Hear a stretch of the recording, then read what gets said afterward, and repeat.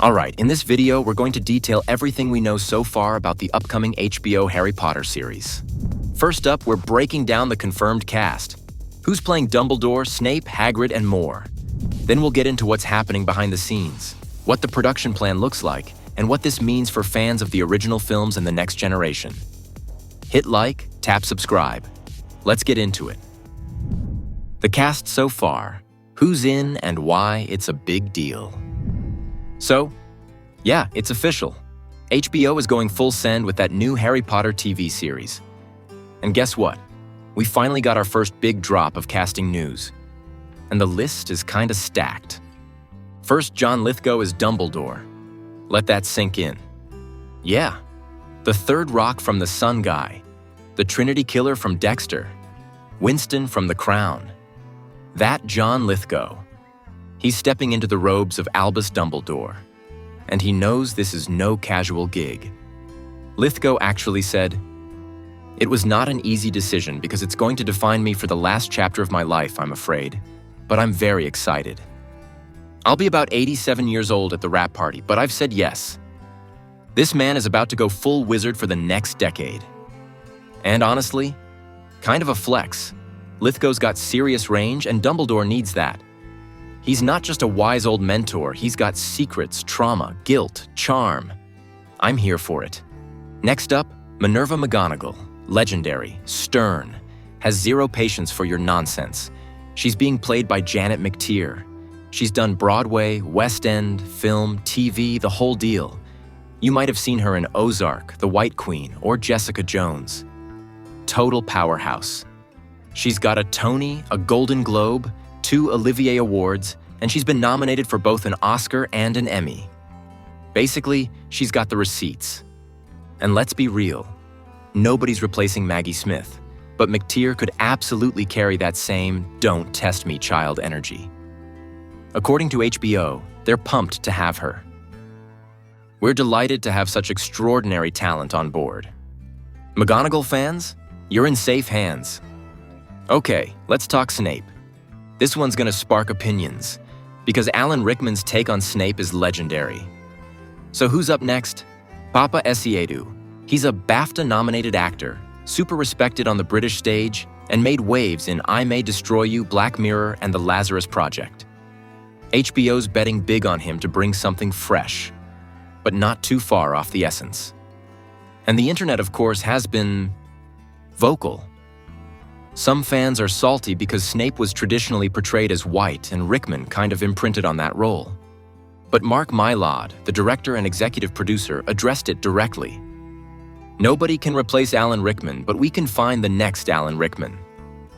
That's the goal here, not a carbon copy, but something that honors the legacy and builds on it.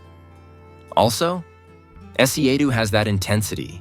He could totally nail Snape's double-agent angst and classroom sarcasm. Now let's talk Hagrid. They went with Nick Frost. Yup, the guy from Shaun of the Dead, Hot Fuzz, The World's End, Attack the Block. That Nick Frost. Honestly, solid pick. He's got that warm, scruffy, big-hearted energy.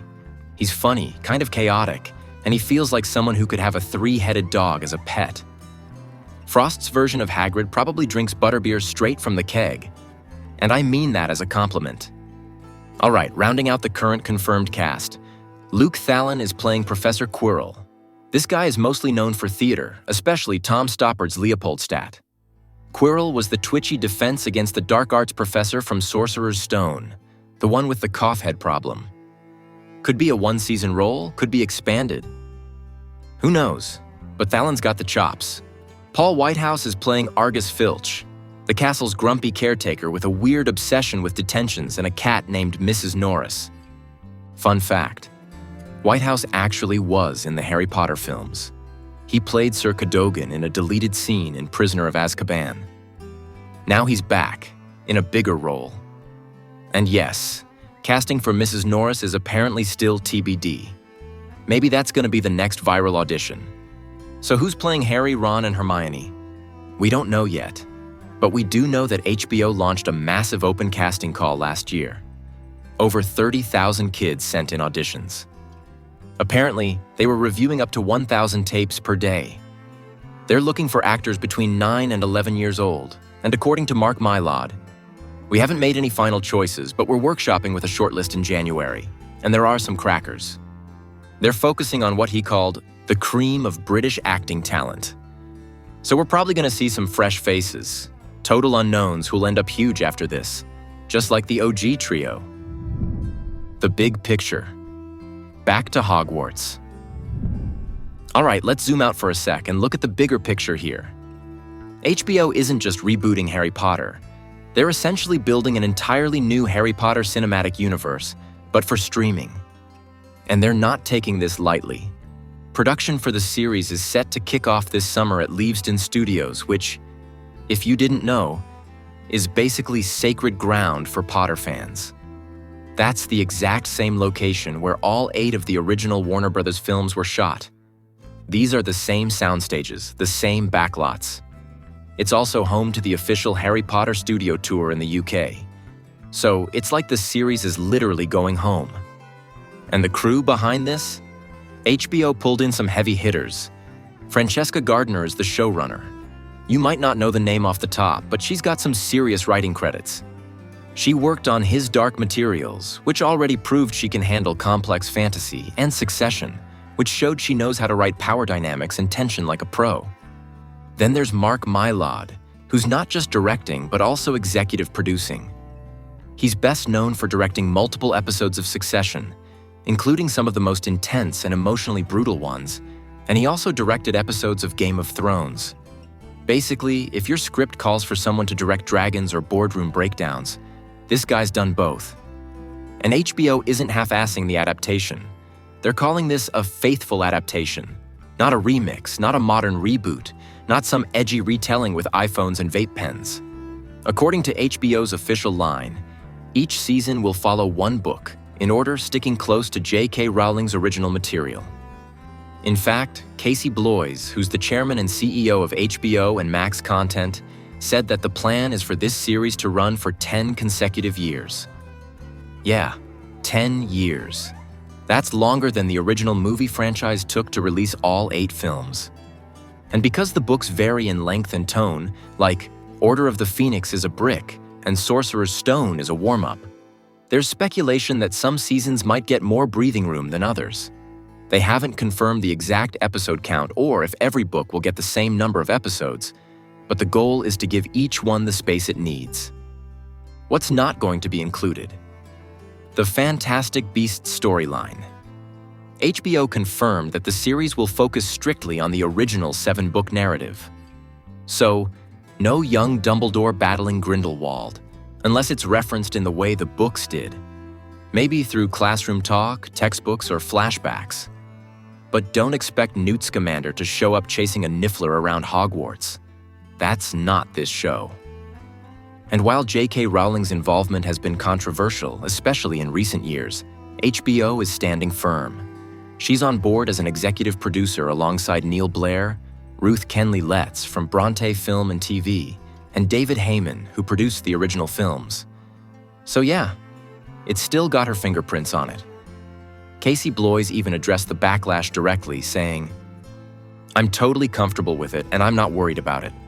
Look at the huge success of the Hogwarts video game last year. I'm not concerned about consumer response." So the message is clear. HBO isn't backing down. They see this as a long-term franchise play, the next Game of Thrones level saga. And if they pull it off, this could become the definitive version of Harry Potter for an entirely new generation of fans, the streaming generation. The old films will still be around, available globally on Max, HBO's platform. But this show? This is meant to stand next to them, not replace them. It's a reimagining for the next 25 years of Potter fandom. And considering the cast they've already announced, it looks like they're not treating this like a kids' show. This is prestige television, backed by prestige-level talent. The question now is, can they actually stick the landing? We're about to find out. What this means for fans and the show. Let's talk about what this actually means, not just for longtime fans, but for the franchise as a whole. First off, Rebooting something like Harry Potter is risky. Like, walk into the Forbidden Forest alone risky. You're not just adapting a popular book series. You're revisiting one of the most beloved film franchises of all time. Millions of people literally grew up with Daniel Radcliffe, Emma Watson, and Rupert Grint as their core trio. And for a lot of them, those versions of the characters are untouchable. But here's the thing. It's been nearly 14 years since the last movie came out. That's an entire new generation of viewers who've never seen the films in theaters. For them, this HBO series could be their Harry Potter, the same way some people connect more with the Percy Jackson books, but will meet the characters for the first time through the Disney Plus show. HBO knows they're walking a tightrope. That's why they're calling it a faithful adaptation. They want to stick closer to the books this time. The films had time limits. They had to cut a lot of stuff. Some of it small, some of it major. Think about it. No Peeves in the movies. Barely any SPEW. The Marauder's backstory got like 5 seconds of screen time. And Harry's internal monologue, which is half the charm of the books, just couldn't fully make the jump to screen. With the series format, they've got room to breathe. A season per book means they could really flesh things out. More time at the Dursleys, more actual classroom scenes, more Quidditch that isn't just plot device of the week, more time with side characters like Dean Thomas, Tonks, or even the ghosts. And imagine an entire episode that just dives into Snape's always moment, without rushing through it. And then there's the chance to reframe certain characters with fresh performances. Like Snape is already getting a new layer with Papa Esidu in the role. Hagrid will have a different energy through Nick Frost. These aren't just recasts, they're reinterpretations. But it's not just about adding stuff. It's also about correcting a few things. Representation, for one, was not exactly a strong suit in the original films. The new series has a chance to be more inclusive, more thoughtful in how it portrays its characters and the world they live in. And honestly, it kinda has to be, if it wants to stay relevant for the next decade. Now yeah, some people are still gonna be bitter about this remake. That's fine. Nostalgia runs deep. But the idea isn't to erase the originals. It's to build something that can stand alongside them. The same way comic book movies get rebooted every few years. This is the Potterverse's next evolution. And look, HBO is making a massive investment here. 10 years, dozens of cast members, set construction, VFX, creature design, full costume departments. This is not some cash grab. They want this to be their next House of the Dragon, their next tentpole. It could flop, or it could become the Harry Potter for a whole new era. Final thoughts. So where does this leave us? Well, right now, the show is in pre-production, but even at this early stage, it's pretty clear. This isn't some quick nostalgia cash-in. HBO is betting big and trying to future-proof one of the biggest IPs in modern entertainment. You've got actors like John Lithgow, Janet McTeer, and Papa Esidu taking on these iconic roles. You've got a high-profile showrunner and directors with Succession and Game of Thrones credits. You've got a platform in HBO Max that's already shifting strategy toward major franchise building. This is going to be one of the biggest streaming plays of the next few years, and it's all riding on whether they can recapture the magic and update it without alienating the fans who made it a phenomenon in the first place.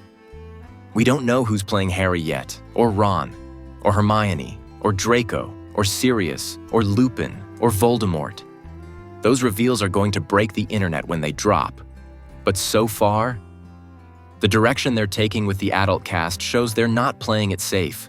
They're mixing prestige with bold choices. And that's probably the right move. So yeah, it's happening. New Hogwarts, new robes, new wands, same core story, same magic. Now it's just a matter of whether they pull it off. Let me know what you think. Is this reboot necessary? Are you excited? Cautious? Do you already hate it and want them to leave it alone? Drop your thoughts in the comments. Like this video if you made it this far. And subscribe so you don't miss the next update, especially when they finally announce who's playing the boy who lived. Because that's when the real chaos starts. See you next time.